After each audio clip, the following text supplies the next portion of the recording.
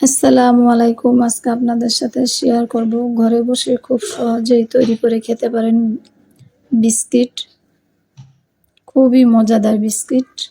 চলেন মূল ভিডিওটি দেখি। এখানে একটি ডিম নিয়ে নিচ্ছি, নিয়ে নিলাম 1 কাপ চিনি, দিয়ে দেব পরিমাণ মতো লবণ,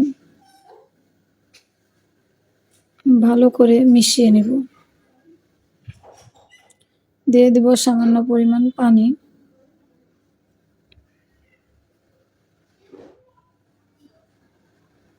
মিশানো হয়ে গেছে, দিয়ে দেব আমি 2 টেবিল চামচ গুঁড়ো দুধ।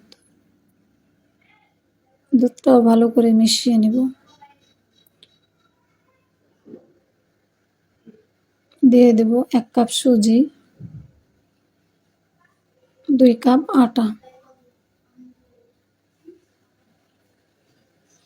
আমি হাতের সাহায্যে ভালো করে মেখে একটি ডো তৈরি করে নেব।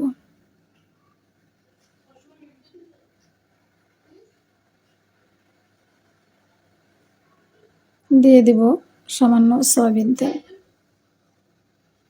তেলটা দিয়েও আমি ভালো করে মাখিয়ে নেব।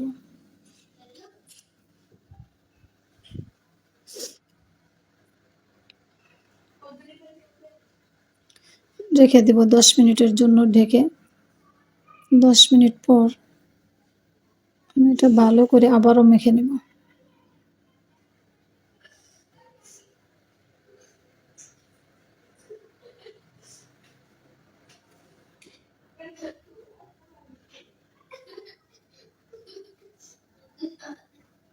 মাখা হয়ে গেছে, আমি একটি একটি করে বিস্কিট বানিয়ে নেব। 2 হাতের তালুতে আমি এরকম ঘুরিয়ে গোল করে নেব। এখন আমি চাপ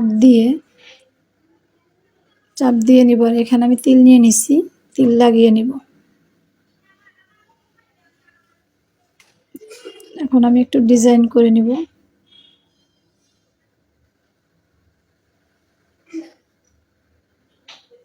আরও একটি আমি বানিয়ে দেখাই দিতেছি। এভাবে করে আমি সবগুলো বিস্কিটই বানিয়ে নিব। এই বিস্কিটটা বানিয়ে খেয়ে দেখবেন, অসম্ভব স্বাদ। আর আপনি বিস্কিট অনেক দিন ঘরে রেখে দিতে পারবেন বয়মে করে, কোনো সমস্যা হবে না, মসমসে থাকবে। হয়ে গেল, আমার সবগুলো বিস্কিটই বানানো হয়ে গেল।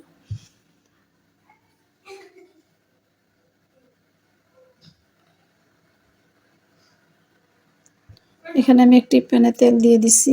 তেলটা গরম হয়ে গেছে, আর তেল গরম হয়ে যাওয়ার পরে চুলার জালটা লো আছে দিব। এক এক করে আমি দিয়ে দিব। বেশি কতগুলো দেওয়া যাবে না, 4টা দিয়ে দিব যাতে উল্টাতে সুবিধা হয়। সময় নিয়ে ভেজে নেব, একটু পর পর উল্টিয়ে দেব যাতে পুড়ে না যায়। আমার ভিডিওটি ভালো লাগলে লাইক, শেয়ার, কমেন্ট করে দিবেন, ফলো দিয়ে পাশে থাকবেন।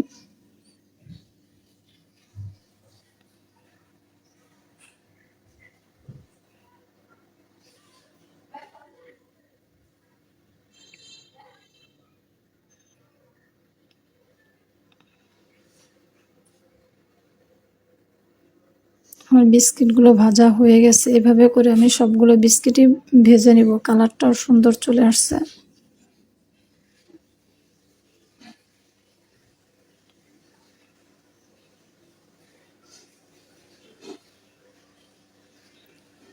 সবগুলো বিস্কিট আমি ভেজে নিলাম।